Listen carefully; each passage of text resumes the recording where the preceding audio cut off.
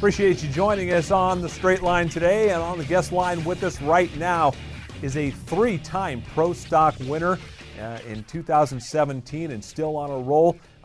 Right now, the leading candidate for Rookie of the Year in 2017. He is the driver of the Gray Motorsports Valvoline Chevy Camaro. Tanner Gray joins us. Tanner, congratulations on another win. Just describe what this whole weekend has been like for you. Yeah, thank you guys. It's been good. You think? It's the whole last few weeks have been pretty busy, so it feels good to get a win and kind of show where the hard work's paid off and just get to come home and relax for a few days before we get ready to go to Seattle tomorrow. So like I said, it feels really good. Tanner, tell us about the changes that you have to make to a Pro Stock car going from Mile High Racing at Denver down to Sonoma. I'm familiar with the field cars, what we have to do, but tell us about Pro Stock cars. And I know there's a lot of changes that have to be done to those cars to make that adjustment to sea level.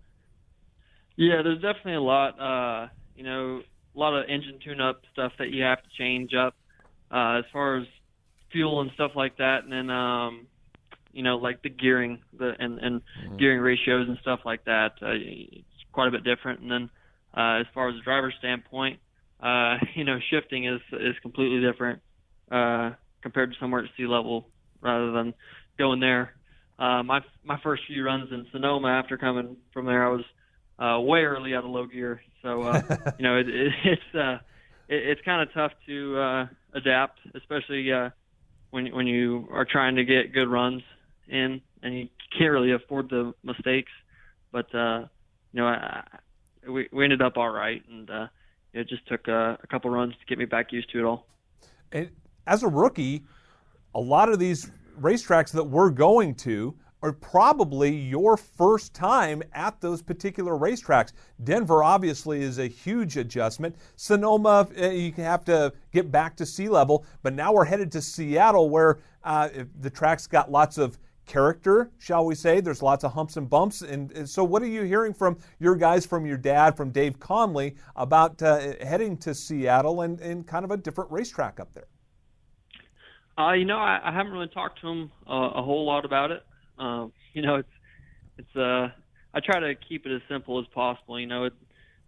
Everywhere you go, you're going to go straight, and you're going to have it on the floor. So, it's not too bad going from place to place and having it be my first time there because, like I said, you're just going straight and holding it on the floor. But, Denver was a little bit of a different place just because of the shifting and stuff like that. But for the most part, it's all pretty close to being the same. And, the only thing I know about Seattle right now is it's supposed to be insanely hot. So yes. I'm not looking forward to that part of it, but I'm excited to get there and try to go back to back.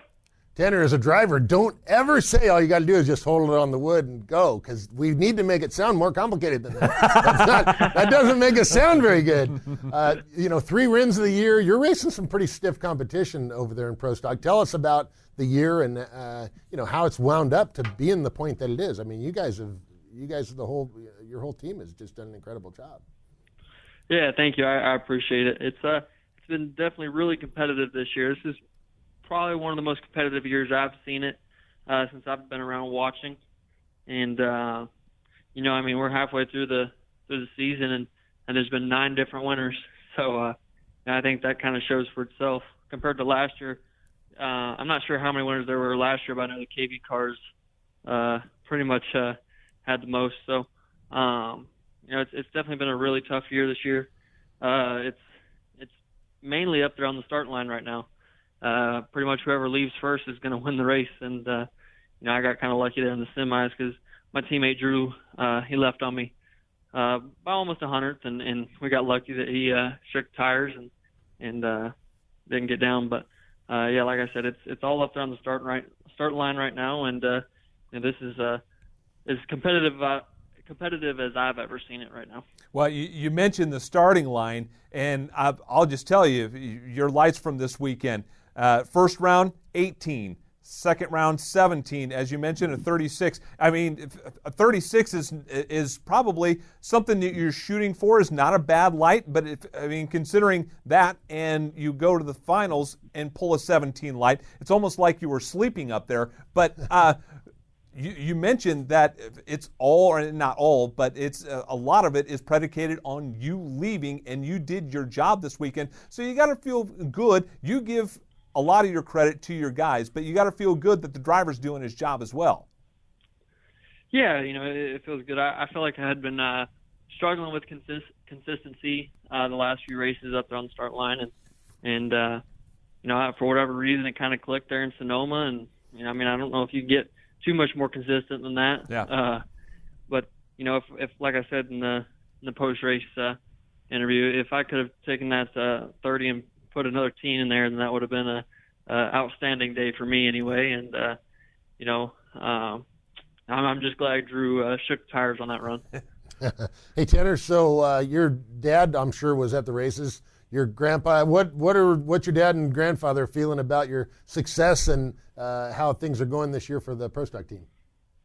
I think they're really happy, to be honest with you. We really don't talk about it much. We just kind of keep focused and continue to try to win races. But I'd have to assume they're pretty happy about everything. The cars are running good.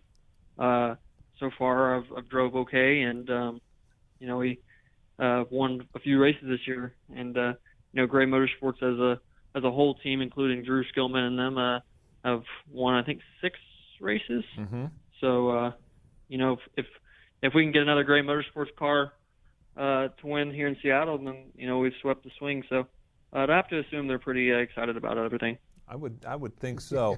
How much work do you do with the Skillman team? And obviously, this is not they're a separate team, but they're getting motors from you. So how much data swapping and information swapping are you doing with the Skillman team? Almost everything. We're really open with them, and they're really open with us. It's just like one big family over there. It's nice to have them there because they're great guys. They're definitely team players, and they're okay with coming over and sharing information. If their car loses and we're still in, their crew guys will be jumping in on our car, helping us, and vice versa. So we're definitely all pretty close over there, and I get to learn stuff from Drew throughout the weekend, and vice versa. So it makes it really good, and it's a pretty cool deal that we have going over there. Well, Tanner Gray, congratulations on your win at Sonoma. Good luck this weekend coming up at Seattle. Yes, sir. Thank you, guys.